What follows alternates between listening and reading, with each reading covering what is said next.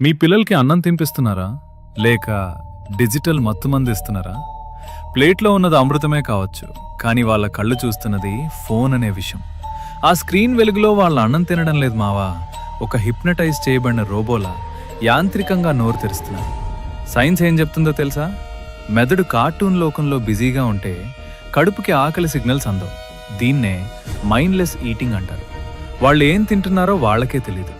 దీనివల్ల భవిష్యత్తులో obesity, diabetes మరియు జీర్ణ సమస్యలు వాళ్ళ శరీరాన్ని తినేస్తాయి. అన్నిటికంటే బాధాకరమైన విషయం ఏంటంటే, ఫోన్ చూస్తూ తిన్న పిల్లాడికి కూర రుచి తెలీదు. అన్నిటికంటే ముఖ్యంగా అమ్మ చేతి స్పర్శ కూడా తెలీదు.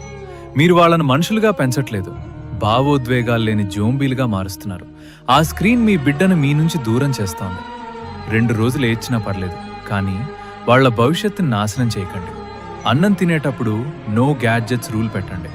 వాళ్లతో మాట్లాడుతూ కథలు చెప్తూ తినిపించండి. ఆ బంధాన్ని కాపాడుకోండి.